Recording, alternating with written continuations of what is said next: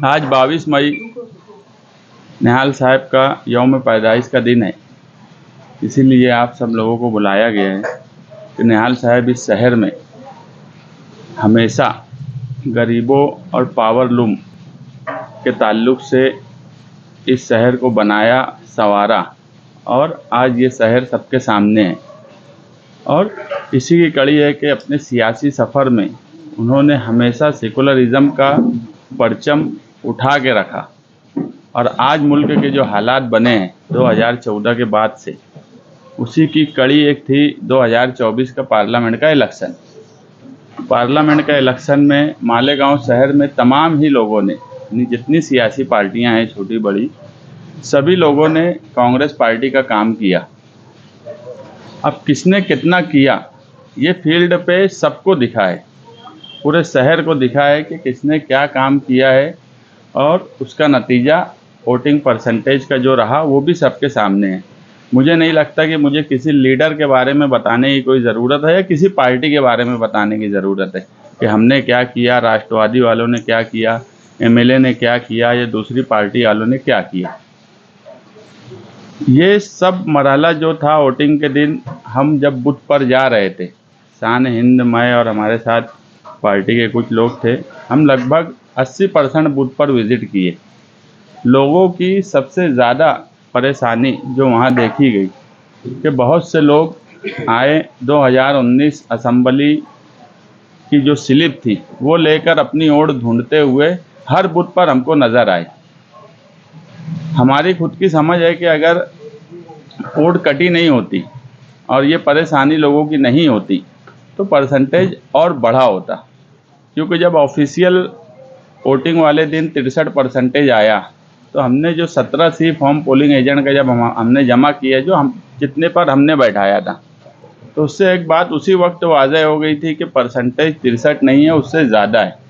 और उस वक्त भी हमने कुछ मीडिया वालों के सामने ये बात रखी कि परसेंटेज जो है, हमारी खुद की समझ अभी भी यही है कि अगर 17 सी फॉर्म टोटल पार्टियों का ले लिया जाए जिन्होंने मालेगांव में काम किए थे, अब हर मालेगांव में बूथ वाइज काम अलग अलग यादी के हिसाब से दिया गया, बहुत ज़्यादा बूथ भी कुछ लोगों को दिए गए, हमको कोई बहुत ज़्यादा बूथ नहीं दिया गया, मगर उसके बाद भी हमने पूरे शहर में काम काज किए। हम जब वो देख रहे थे कि पोलिंग एजेंट का जो 17 सी फॉर्म आया, तो हमको उसी वक्त लग गया कि पोलिंग 70% के आसपास हुई है। और तभी यह एहसास हुआ कि अगर वोटिंग परसेंटेज और बढ़ा होता तो और प्लस पॉइंट होता, मगर मालेगांव शहर के लोग काबिल मुबारकबाद हैं कि इतनी बड़ी तादाद में पार्लियामेंट की वोटिंग करना, ये भी एक रिकॉर्ड है मालेगांव शहर में। और हम हमारी संविधान यात्रा से लेकर डोर टू डोर कैंपेनिंग से लेकर फतेह मैदान के जलसे तक हम एक ही बात बोलते थे कि पिछले तमाम ही पार्लियामेंट का इलेक्शन का जो परसेंटेज है उसका रिकॉर्ड इस बार टूट जाएगा। और मालेगांव शहर के लोगों ने वो करके दिखाया।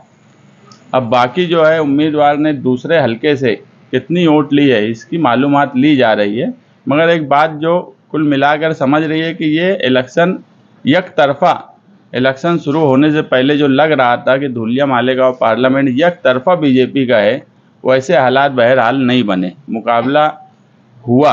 और कहीं ना कहीं ये बात आ रही है कि ये जीतेगा कि वो जीतेगा। 2019 में ऐसे हालात हमको उस वक्त नहीं दिखे थे।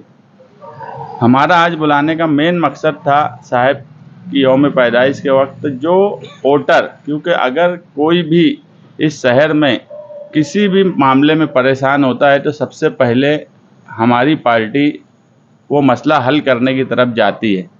2019 असेंबली का इलेक्शन हुआ, मुफ्ती इस्माइल साहब चुनकर आए, आसिफ शेख साहब हारे।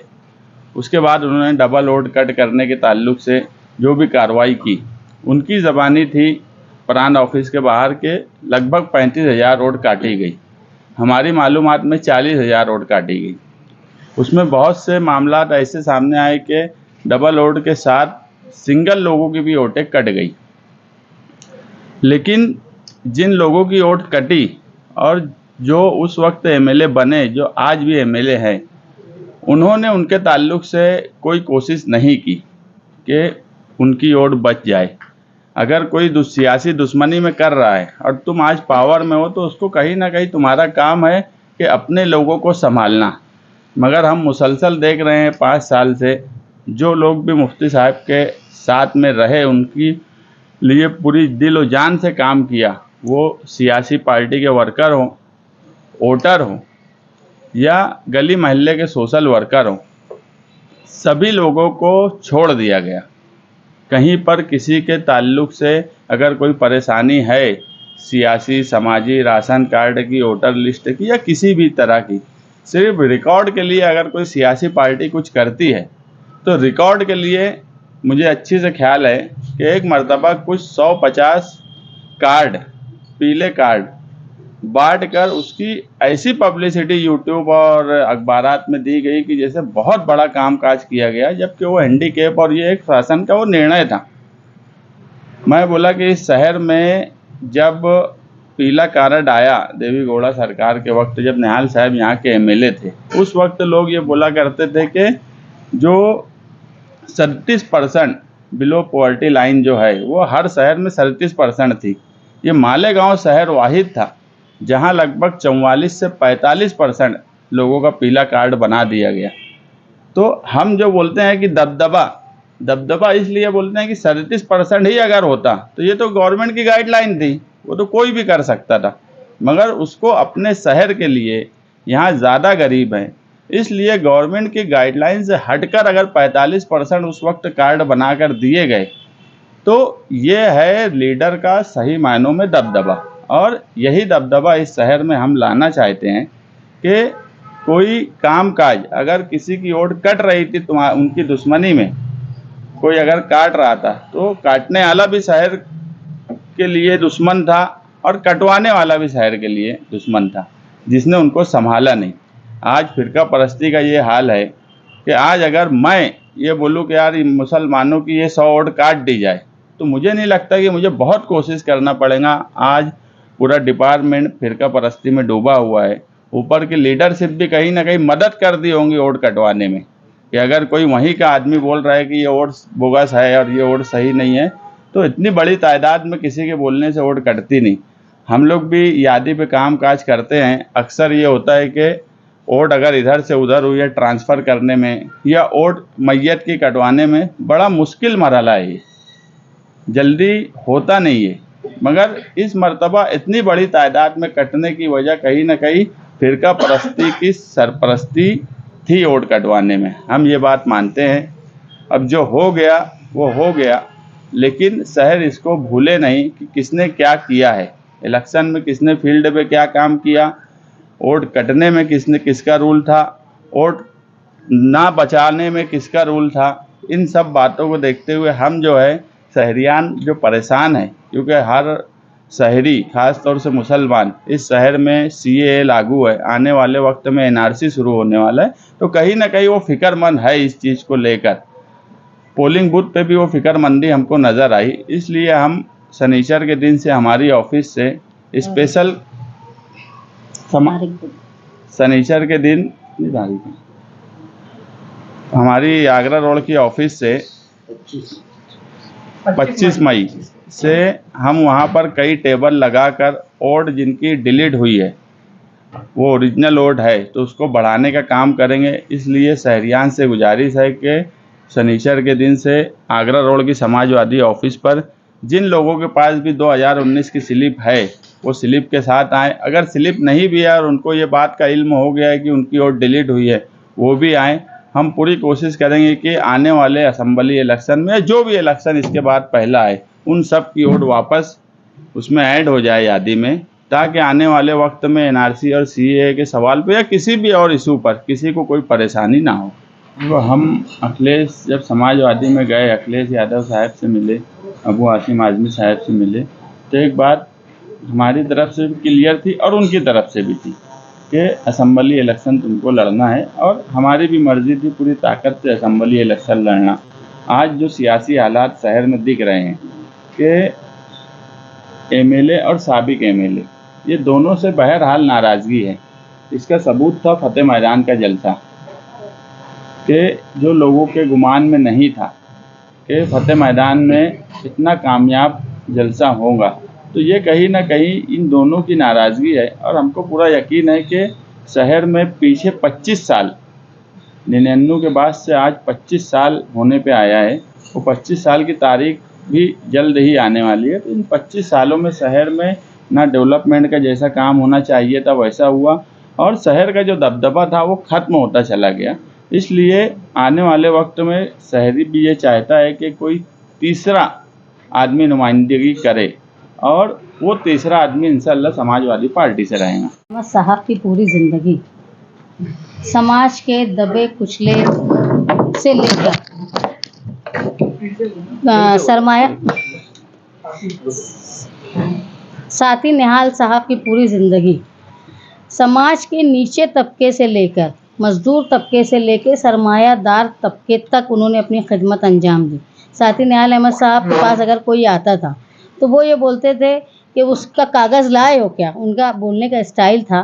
तो बोलते थे कागज़ नहीं लाए, तो साहब एक जुमला बोलते थे, देखो ज़बानी चलता है अल्लाह के यहाँ, कागज़ दुनिया में कागज़ चलता है। तो उनके हमेशा से इस बात पर तवज्जो रहती थी कि लोगों के कागज़ात वो मजबूत रहना चाहिए। जैसे आज लोग महसूस कर रहे हैं एनआरसी और सीए के आने के बाद कि हमको हमारे डॉक्यूमेंट्स मजबूत करना है, लेकिन उस ज़माने में साथी निहाल अहमद साहब के वर्कर सोशलिस्ट पार्टी से लेके जनता दल तक अगर किसी के यहाँ बच्चा हो जाता था, पैदा हो जाता था, तो वो कारपोरेटर और मेंबर जो काउंसलर रहते थे वो जाकर नोंदनी किया करते थे। यहाँ तक के राशन कार्ड का काम पूरे ज़ोरों शोर से जनता दल ऑफिस से चला करता था निहाल साहब की निगरानी में। उसके बाद 65 साल की उम्र के लोगों का वजीफ़ा, बेवाओं का वजीफ़ा, ऐसे तमाम कागजात और वोटर लिस्ट में नाम को इंदराज करने का काम मुसलसल जनता दल ऑफिस में निहाल साहब की जिम्मेदारी ख़ास निगरानी पर चलता था। यहाँ तक के साहब जगह जगह शहर के मुख्तलिफ हिस्से में मीटिंग लेके लोगों को ये कहते थे कि तुम अपना नाम वोटर लिस्ट में लाओ। असल में मालेगांव शहर ऐसा है जहाँ दूसरे शहरों से आकर लोग बसे, चाहे वो यूपी हो, खानदेश हो, हैदराबाद हो, या ये 2001 के फसाद के बाद से गुजरात की भी बड़ी तादाद में लोग मालेगांव में आए। तो साथी निहाल अहमद साहब का ये मकसद था कि उनको मालेगांव की शहरियत और हिंदुस्तान की शहरियत कायम रहे। इसकी कोशिश वो उस वक्त किया करते थे जब एनआरसी सीएए का कोई नामो निशान नहीं था। जब बीजेपी सत्ता में आएंगे ये कोई सोच नहीं सकता था। तो हम ये मानते हैं कि साथी निहाल अहमद साहब इतने दूरअंदेश लीडर थे कि ये सारे हालात जो आज आ रहे हैं उनके इंतकाल के बाद, ये उसका अंदाज़ा साथी निहाल अहमद साहब पहले ही करके लोगों को कहते थे अपने कागजात, अपनी शहरियत को मजबूत रखो। 2019 का इलेक्शन हुआ, उसमें शेख आसिफ साहब इलेक्शन हारे और उन्होंने वोटर लिस्ट में जो भी नाम निकाला कि ये उनका कहना था कि 30 से 35 हज़ार या उससे ज़ायद लोग, उनकी वोट डबल है, उनका एड्रेस ऐसा है वैसा है, ये सब कर उन्होंने कोशिश की कि उनका ऐसी सोच थी कि ये सारी वोट जो है ये मुफ्ती साहब को मिली है, इसलिए उन्होंने अपने ज़ाती मुफाद के लिए, ज़ाती दुश्मनी के लिए ऐसे भी लोगों की वोट को काट दिया जो मालेगांव शहर में थे। आप कल देखेंगे कि हम लोग जब इलेक्शन के दिन घूम रहे थे तो कई लोग ऐसे थे जो जिंदा थे, उनके आगे मृत्यु लिखा हुआ था और डिलीटेड थी। तो मैं ये बोलती हूँ कि ये कौन से कौम के हमदर्द हैं जो अपने इलेक्शन हारने की ज़िद पर और अपने इलेक्शन हारने के गुस्से में ये भूल गए कि एनआरसी लागू है। 2019 में हालात बदल चुके थे, एनआरसी की बात होने लगी थी, सीएए की बात होने लगी थी, फिर भी शेख आसिफ साहब ने इलेक्शन हारने के बाद अपना ज़ाती गुस्सा निकाला। वो ये भूल गए कि मेरे ये काम करने से जो लोगों की वोट मैं काट रहा हूँ उनको तकलीफ़ आएगी, उनकी शहरियत ख़त्म कर रहा हूँ। ये अपने खुदगर्जी में उन्होंने नज़रअंदाज किया कौम के दर्द को, कौम को मुश्किल में डाला इतने सारे लोगों को। और इसके बरखिलाफ़ जो एमएलए चुन के आए उनका ये काम था कि जो वोटर की वोट काटी जा रही थी उसका तो कोई ज़ाती मुफाद नहीं था, उसको तो कोई लड्डू नहीं मिल जाने वाला था। वो सिर्फ इसलिए काटे जा रहे थे कि उन्होंने मुफ्ती साहब को वोट दिया और मुफ्ती साहब की ये ज़ाती जिम्मेदारी थी कि उनके वजह से बिला वजह लोगों का नाम काटा जा रहा है वोटर लिस्ट में, लेकिन उन्होंने वोट लेने के बाद ये परवाह नहीं की उनका काम पूरा हो गया इलेक्शन में वोट लेने के बाद, और उन्होंने ये परवाह नहीं की कि मेरी वजह से ये 30,000 35,000 लोगों की शहरियत खतरे में आ गई है। वो ख्वाब व खरगोश में रहे, उन्होंने कभी निगरानी नहीं की कि मेरी वजह से लोगों का नुकसान हो रहा है, और वो नज़रअंदाज करते रहे। और आज ये हाल हो गया है कि जो जिंदा हैं उनको मृत्यु लिखा गया, जो लोग शहर में आबाद हैं उनका वोटर लिस्ट में नाम नहीं है। हमारे अंदाजे के मुताबिक, जैसे मुस्तकीम ने कहा, कि 40,000 लोग अपनी शहरियत से महरूम रह गए। इनको महरूम करने में शेख आसिफ इलेक्शन हारने के बाद इनकी खुदगर्जी और मुफ्ती साहब की चुन के आने के बाद, अपना मतलब निकल जाने के बाद, उन्होंने अपने वोटरों को ऐसे ही छोड़ दिया, ये जानते हुए कि एनआरसी और सीएए की मुसीबत मुसलमानों पे हावी है। इसके बावजूद उन्होंने कोताही की, या अपना मतलब निकल देने के बाद, जैसा कि हर किसी के साथ वो करते आए कि अपना काम जब हो जाता है तो वो लोगों को नज़रअंदाज करते। ये दोनों लीडरान, आप लोग महसूस करो और सोचो कि ये अपने फ़ायदे और अपने नुकसान के लिए शहर के 40,000 लोगों की शहरियत को ख़तरे में डाल दिया। ये इतनी खुदगर्जी है, वो ये भूल गए कि चलो वो भले ही मुफ्ती साहब को वोट दे दिए हो, लेकिन है तो यार अपने कौम के लोग ना, इनको तकलीफ़ होगी, एनआरसी में इनको जवाबदेही बढ़ जाएगी, इनकी शहरियत खतरे में आ जाएगी। लेकिन इन्होंने अपने ज़ाती मुफाद के लिए उनका वोट कटवाया, और मुफ्ती साहब की जैसा रिकॉर्ड रहा है कि वो हमेशा अपना मतलब पूरा होने के बाद उन्होंने ये भी नहीं सोचा कि ये लोग सिर्फ मेरी वजह से परेशान है क्योंकि मुझको वोट दी। तो ये मैं मानती हूँ, ऐसा जो शहर के 40,000 लोगों की शहरियत खतरे में डालते हैं, ये न सिर्फ उन 40,000 लोगों के गुनहगार है, बल्कि ये पूरे कौम के गुनहगार है कि ना इन्होंने बचाने की कोशिश की, अपना मुफाद अपनी खुदगर्जी में दोनों हावी रहे, और उन्होंने 40,000 लोगों का नुकसान किया। खैर, अब जो हुआ, इसके बाद हम लोगों ने ये तय किया है कि साथी निहाल अहमद साहब का जो रिवाज रहा है कि वो लोगों के मामलात में लोगों को तकलीफ़ें कम हो, सरकारी दरबारी काम में मददगार साबित हो। और आप देखेंगे कि जिस तरह साथी निहाल अहमद साहब की ऑफ़िस में हमेशा से भीड़ रही, वैसे ही आज समाजवादी पार्टी की ऑफ़िस में भीड़ रहती है। लोग अपने मुश्किलात और काम लेकर यहीं आते हैं। लोगों को ये बात समझती है कि कागज़ की मालूमात और कागजात जमा करना और सही सिमत में जमा करना, ये निहाली वर्करों को ही आता है। इसके अलावा ना कोई इतना पढ़ा लिखा है, ना इनको किसी को कानूनी समझ इतनी।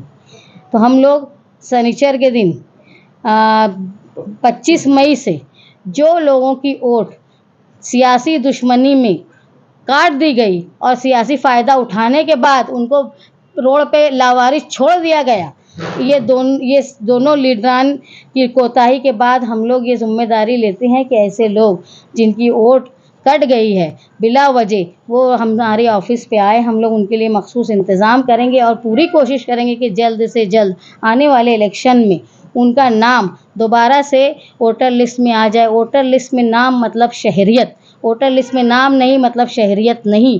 और ये जो हो रहा है शहरियत ख़त्म करना, तो मुझे नहीं समझ में आ रहा है इसमें कौन बीजेपी का एजेंट है जो 40,000 लोगों को ऐसे ही नाम कार्ड दे रहा है। ये 40,000 वोट जो कटी है, ये कहाँ जाने वाली थी? सेकुलर पार्टी के उम्मीदवार को मिलने वाली थी। ये दोनों ने नज़रअंदाज किया, काटने वाले ने भी, और जो बेचारा वोट ले लिया और भूल गया कि हमको इनकी जिम्मेदारी थी, मेरी वजह से नुकसान में, ये दोनों लोगों की कोताही। और इसको आप लोग शहर ने गौर से सोचना चाहिए कि ये न सिर्फ सियासी फ़ायदा उठा लेने के बाद या सियासी दुश्मनी करने के बाद शहर के कौम के साथ ये लोग जो है वो अपनी सियासी गुस्से का इजहार करते हैं, और ये भूल जाते हैं कि जो भी है अपनी कौम है, अपना शहर है। आज इनको वोट दे दिए, कल हमारे रहेंगे। लेकिन ये सारी बातें अपनी सियासी लालच में इन लोगों ने नज़रअंदाज की। खैर, इसको शहर देखे, महसूस करे कि शहरियत आज इतनी मुश्किल में है, मुसलमान इतना परेशान है हिंदुस्तान का। उस वक्त ये हरकत करने वाले दोनों लोगों को याद रखे कि कल को कोई तकलीफ आ गई, हो सकता है 40,000 लोगों में से हम लोग 39 का ही काम कर पाए, हो सकता है कि हम उसमें से 100 लोग छूट जाएं। वो 100 लोगों का जिम्मेदार कौन हो? इसलिए ज़रूरी है वो तमाम लोग जिनके वोटर लिस्ट में नाम काटा गया है वो समाजवादी ऑफिस राब्ता शान हिंद राब्ता ऑफिस आगरा रोड पर आकर अपनी वोट और अपने कागजात को जमा करवाएं। वो हमसे राब्ता कायम करें, हम उनको बताएंगे कि भाई किस तरह वोट बढ़ेगी, पूरी हम कोशिश करेंगे। और जो नए वोटर हैं जिनकी उम्र 18 साल हो चुकी है और उन्होंने अपने नाम का इंदराज नहीं करवाया है और जिनकी एक जगह से दूसरी जगह ट्रांसफ़र होने से वोट कट गई है या उनको ट्रांसफ़र करना है, तो वो सारे ऐसे लोग समाजवादी पार्टी की ऑफिस पर आए। ये हमारी इब्तिदाई प्रोग्राम है। इसके बाद हम कोशिश करेंगे कि लोगों के घर घर जाएं और उनको वोट और शहरियत वोटर लिस्ट में नाम और शहरियत क्या है ये बताएं, क्योंकि हमारे ऊपर ये समझ लो कि अगर तीसरी बार बीजेपी हुकूमत आती है तो वो इतने सारा जो हवा हो गया कि बीजेपी खतरे में, उसके बाद भी अगर वो हुकूमत में आए तो समझ लो वो बहुत जहरीली होकर आएगी, जिसका अंजाम जो है वो और ज़्यादा हिंदुत्व और कम्युनलिज्म की तरफ जाएगी, लोगों को कम्युनल करेगी। इसलिए ज़रूरी है कि हम हमारे कागजात को पूरा करें और हम साथी निहाल अहमद साहब की जो रिवायत है उसको कायम रखेंगे। मालेगांव शहर में वो किसी भी पार्टी का वोटर हो, चाहे वो हमारे खिलाफ का हो, हमारा साथी हो या किसी का भी साथी हो, मालेगांव शहर की आवाम सबसे अव्वल है, सियासी फ़ायदा 2 नंबर पर। इसलिए आएँ और हम लोगों से राब्ता कायम करें और हम लोग उनकी पूरी रहनुमाई करेंगे और इंशाअल्लाह पूरी कोशिश करेंगे। आप लोग मीडिया वाले हो, आप लोगों से भी हमारी दरख्वास्त है कि आप भी लोगों में बेदारी पैदा करें कि अपनी वोट का इंदिराज करें और जिनकी कट गई है वोट वो उसको दोबारा वोटर लिस्ट में नाम लाने के लिए कोशिश करें। ये जो वोट कटी है किसी पर्टिकुलर इलाके से कटी है या पूरे शहर की कटी है? जो प्रेस कॉन्फ्रेंस लीग थी आसिफ शेख साहब ने अपने इलेक्शन हारने के बाद, तो उनका ये कहना था कि पूरे शहर के मुख्तलिफ इलाकों से वोट बढ़ाई गई है और वो वोट बोगस है। ये चक्कर में मैं ये मानती हूँ आसिफ साहब की इस हरकत से फ़िरका परस्तों को बीजेपी को मौका मिला ये बोलने का। आप तो ये समझ लोगे उस वक्त वो राणे के बच्चे नहीं थे, नहीं तो वो भी आ जाते बोलने के मालेगांव में मुसलमान जो है वो एक आदमी 4-4 वोट झूठा वोटर है। इनकी इस हरकत से उनको फ़रोग़ मिलता। और दूसरी तरफ मुफ्ती साहब जो लोग उनकी वजह से परेशान हैं, सिर्फ उनका गुनाह ये था लोगों का कि वो मुफ्ती साहब के वोटर है, वो उनको बचाने की कोशिश नहीं की है। ये सिर्फ सियासी आदमी नहीं, ये अगर उनको मिल्लत का दर्द होता तो वो ये सोचते कि यार आज एनआरसी का मामला है, सीएए का मामला है, कहीं मुझे वोट देने की वजह से ये लोग मुसीबत में न फंस जाए। लेकिन वो भी उन्होंने किसी तरह, वो सिर्फ माइक में बोलते हैं कौम और मिल्लत की बात, लेकिन कहीं अंजाम नहीं देते, कहीं उनका अमली तौर पे कोई काम नजर नहीं आता। मुफ्ती साहब को आमदार बनाने में आप लोगों का भी साथ रहा है, पूरे शहर ने देखा। जब वोट काटी जा रही थी उन्होंने कुछ नहीं किया तो आप लोग उस वक्त साथ में थे, आपने क्या किया उस वक्त? सबसे पहले जब वोट काटी जा रही थी तो सबसे पहले प्रांत ऑफिस पर मुफ्ती साहब को ले जाने वाला आदमी मैं ही हूँ, जो उनको लेकर गया वहाँ प्रांत साहब से बात करवाया कि ये सब सियासी दुश्मनी में काटी जा रही है मुफ्ती साहब, तुम उस पर ध्यान दो। और प्रांत से पूरी बातचीत करने के बाद वो मुझे बोले कि यार अपने जो है अपने उस वक्त उनके पास वो संपर्क था कि अपने संपर्क कार्यालय से कामकाज अच्छे ढंग से शुरू करेंगे, मगर उसके बाद उन्होंने शुरू नहीं किया। हाँ, लेकिन हम लोगों ने हमारी राब्ता ऑफिस जो पहले जनता दल राब्ता ऑफिस थी और उसके बाद समाजवादी की राब्ता ऑफिस से हम लोग मुसलसल नए वोटरों का नाम वोटर लिस्ट में इंदराज का काम कर रहे हैं और जो ट्रांसफ़र के लिए भी बोल रहे हैं, लेकिन लोगों में बेदारी नहीं थी। बेदारी क्योंकि कोई बीच में इलेक्शन नहीं आया, अब ये इलेक्शन आया तो लोगों को ये समझा कि हमारी वोट कट गई। ये सियासी दबदबे की कमी थी कि वो इलेक्शन हारने के बाद भी उन्होंने वोट को कटवा दिया और ये इलेक्शन जीतने के बाद भी बचा नहीं पाए। मुझे ये लगता है कि ऐसे लोग, इनकी दुश्मनी की वजह से मौका मिला बीजेपी को 40,000 लोगों की वोट काटने का मौका मिला। ये दोनों एजेंट का काम कर रहे हैं।